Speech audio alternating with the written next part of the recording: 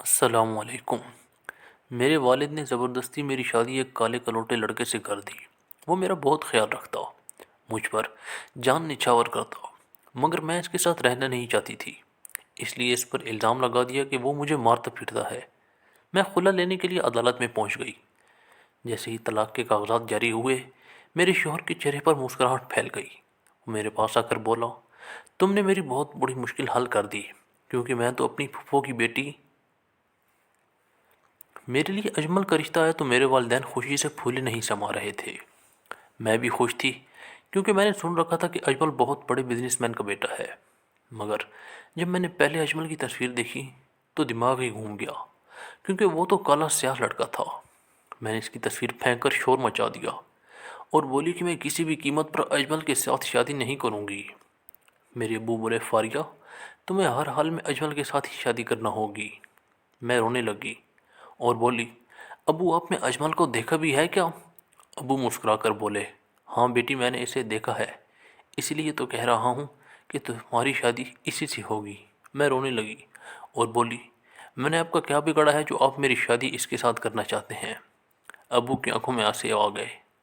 وہ بولی، بیٹی، اجمل بہت امیر لڑکا ہے، وہ تمہیں ہمیشہ خوش رکھے گا، تمہیں زندگی کی وہ ساری خوشیاں دے گا جو آج تک ہم تمہیں نہیں دے سکے تھے۔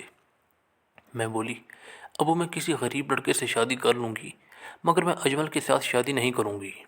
لیکن ابو نے مجھے اپنے سر کی قسم دے دی اور کہا کہ تمہاری شادی ہر حال میں اجمل کے ساتھ ہی ہوگی۔ ابو کی قسم کے بعد میرے پاس انکار کا کوئی جواز ہی نہیں بچا تھا۔ اگلے ہی ہفتے اجمل اور اس کے والدین مجھے رخصت کر کے لے گئے تھے۔ میں تو اس چھوٹی سی بارات پر حیران رہ چکی تھی، کیونکہ میں نے تو سنا تھا کہ اجمل بہت امیر باپ کا بیٹا ہے۔ میں نے اس بات پر اعتراض نہ کیا، کیونکہ میں تو اس شادی پر ویسے ہی خوش نہیں تھی۔ پھر بارات چھوٹی آتی یا بڑی آتی، اس سے مجھے کیا فرق پڑنا تھا۔ شادی کی پہلی رات میرے شوہر نے مجھے ہیرے کی انگوٹھی دی تھی۔ وہ بہت اچھا شوہر ثابت ہوا تھا۔ وہ میرا بہت خیال رکھتا تھا، لیکن مجھے اس کے کالے رنگ سے سخت نفرت تھی۔ اور پھر اجمل کی ایک پھپھو کی بیٹی آمنہ بھی روزانہ آ کر مجھ پر ہنسا کرتی تھی۔ وہ کہتی تھی کہ تم جیسی غریب لڑکیوں کی قسمت میں اجمل جیسے ہی کالے شوہر آتے ہیں۔ اجمل میرے بھی تو ماموں کا بیٹا ہے، لیکن میں نے اس شادی سے انکار کر دیا، لیکن وہ تمہارے پلے پڑ گیا۔ اجمل کی پھپھو کی بیٹی کی باتیں مجھے اندر سے تپا دیتی تھیں۔ ایک دن میں نے کہہ ہی دیا کہ میں تو خود اس پر شادی پر راضی نہیں تھی۔ آمنہ بولی، تو تم اس سے خلا کیوں نہیں لے لیتی؟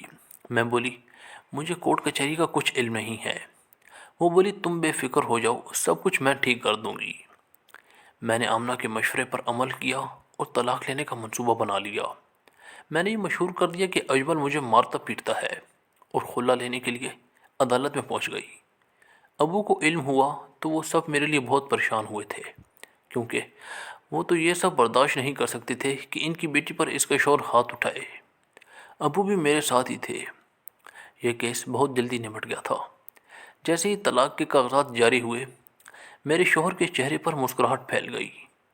وہ میرے پاس آ کر بولا، تم نے میری بہت بڑی مشکل حل کر دی، کیونکہ میں تو اپنی پھپھو کی بیٹی سے محبت کرتا تھا۔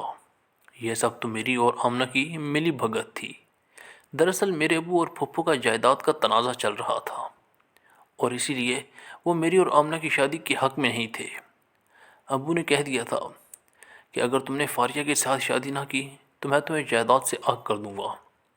میں نے بھی یہ شرط رکھ دی کہ میں لڑکی کے سامنے سیاہ میک اپ کر کے جاؤں گا، اسے آزماؤں گا کہ وہ میرے ساتھ وفا کرتی ہے یا نہیں۔ آمنہ تمہیں بھڑکاتی رہی اور تم اس کی باتوں میں آ گئی۔ اب میں ابو سے ضد کروں گا کہ وہ میری شادی آمنہ سے کروا دیں، کیونکہ ان کی پسند کی لڑکی نے مجھے ذلیل و رسوا کر کے رکھ دیا ہے۔ یقیناً ابو مان جائیں گے۔ میں یہ سب سن کر دنگ رہ گئی تھی۔ انسان کا یہ رویہ میرے سامنے پہلی دفعہ آیا تھا۔ انسان سچ میں بہت عیار اور مکار ہے۔ میں لوٹی پوٹی سے گھر تو آ گئی تھی، مگر مجھے کسی پل بھی چین نہیں مل رہا تھا۔ اس لیے میں نے یہ سب اپنے سابقہ سسر کو بتا دیا۔ کچھ دنوں بعد مجھے اطلاع ملی کہ آمنہ کی شادی کسی اور سے ہو چکی ہے۔ یہ سن کر میرے دل پر پھوار برس چکی تھی۔ یقیناً آمنہ کو دھوکے کا بدلہ مل چکا تھا۔ تو دوستوں، اگر آپ کو ہماری کہانی اچھی لگے تو لائک کریں اور چینل ضرور سبسکرائب کریں۔